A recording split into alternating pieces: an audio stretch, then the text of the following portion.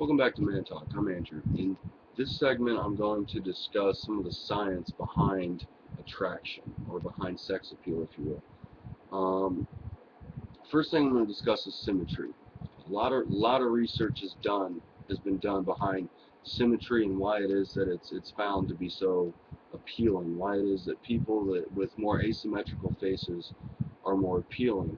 Now, for those of you who don't know, symmetry in terms of your face is how similar each side is from the other. If you were to take a picture of my face and cut it in half, asymmetry is how similar my right side is from my left side. And what they did to find out that symmetry plays a big role in physical attraction is they took two pictures of somebody, of a person, and they modified one to make it more symmetrical, and the other one they left left alone. They put the picture on the wall in a college, and they asked students to rate the picture as how attractive the person is and why. And in 8 out of 10 cases, the person, the picture of the person whose face had been modified to be more asymmetrical was found to be more attractive. So symmetry seems to play a very large role in how we perceive someone in terms of their level of attraction, how attractive they are to us. The next is a sense of smell. They did a study where they took the shirts that men had worn for an entire day and put them in a jar, and then asked women to smell the shirt and determine which one they thought was a more provocative smell, which one they thought was a more attractive smell. And this brought up a really, really good question: is how is it that that how someone smells? How is it that plays a role? And it's not so much how they smell, but what is in what it is that we're smelling. The pheromones, the hormones, such as testosterone, estrogen, seem to play a very, very big role on how attractive someone is viewed. For example, with the shirt experiment that they conducted, they put a shirt of someone that was familiar, like a family member, like a brother or a father. They didn't tell the people that were a part of the study, but they put one of the shirts of a family member, like I said, a brother or a father, inside one of the jars, and in one of the studies that I read about, 9 out of 10 cases um, found that that particular shirt, of the brother or of the father, was rated as very unattractive in terms of how it smelled, and they said that that might be linked with genetic, with some genetics that we have, with the way our body secretes these pheromones, and at what levels, and these different chemicals as well, plays a big role in how we view someone. If it's something that we're very familiar with, a smell that we're familiar with on a biological level, with like the pheromones and such, it seems that we'd be less attracted to that person because our bodies are designed to prevent incest, because incest, as some of you may know, leads to deformities in birth. It also leads to compromised immune systems and mental problems and all sorts of different messes. And so sense of smell plays a big role in how we view someone as attractive. Next is going to be status and money, power, alpha male dominance kind of stuff. A lot of people are like, oh, that's all shallow.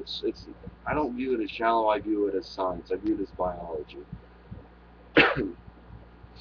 In every mammal on the planet, the male that is the most dominant, the one that is most prominent, the one that is the most successful, is able to provide the most, is always the one that it reproduces, and that is how species evolve and change and become better and more able to survive and continue on, is through dominance.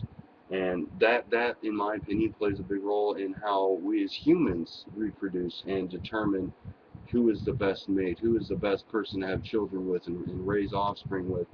And it comes down to dominance, alpha male dominance, how dominant a person is. And a male's dominance in our society is based off of how much money he has, how much power he has, and how many material possessions he has. You know, they've done studies. Oh God, so many studies on just status and money of men, how it appeals to women. Everything from what they wear, how they act, to the car they drive, is a display of their dominance, of their social status. And you know, as I said before, with other mammals, the males that are able to display the most dominance are the most likely to successfully reproduce, to successfully rear offspring. Um, they did a study where they had women looking at pictures of vehicles as if they were a man's face, and said that, you know, which vehicle is more attractive to you, and the women were picking the vehicles that were more dominant, that were displaying more dominance. You know, they said, you know, if a guy was driving this car, how attractive would he be to you? And they rated the vehicles based off of how powerful they looked, how powerful they were, you know, how dominant they looked, you know, the fact that they stood out from everything else, that they had a unique characteristic about them that stood out. And they say that they prefer a man, based off of these studies. I think it was like 2,000 people that they did. There's a bunch of different studies. Based off of their studies, they prefer a man who drives a vehicle that shows more dominance, shows more power. Um, Next is going to be timing, biologically. Timing plays a vital role in how someone is perceived in terms of attractiveness. Um, when when women are ovulating, when they are biologically ready to reproduce, um, they are more keen on masculine men, on men that have, you know, that appear and smell and act more masculine and more dominant.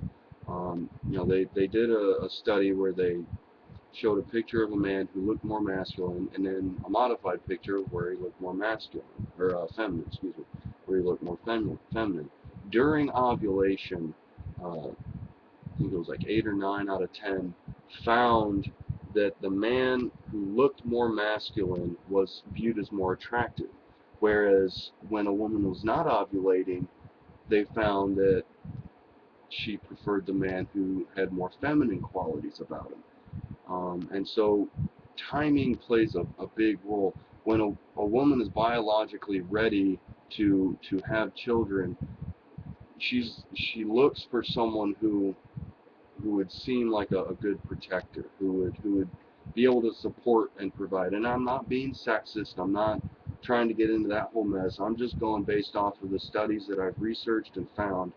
And these are the things that they're saying. This is what they've found, is that during ovulation and in general, women find men that are more masculine, that are more dominant, that show more alpha male characteristics, are more attractive to women. And it's not based off of personal preference, it's based off of biology, it's based off of physiology, it's based off of how our bodies work and how they influence our brains. Um, that's pretty much all I got for this segment. If you guys have any questions or comments, leave them in the comment section down below. If you like the video, like, even subscribe if you really liked it. Share the video with family, your friends if you think they might be interested in this. Um, and if you guys have anything else you guys want to talk about, like I said, just comment section down below. I'm also going to leave a link to the video, or to a particular video that I got some of this information from, that, you know, about all the research that's been going on about the science behind sex appeal. I've also got other sources, but there's too many different things for me to list down there. So check it out. If you guys like it, just let me know, and I'll start making more videos on this kind of stuff. Take it easy.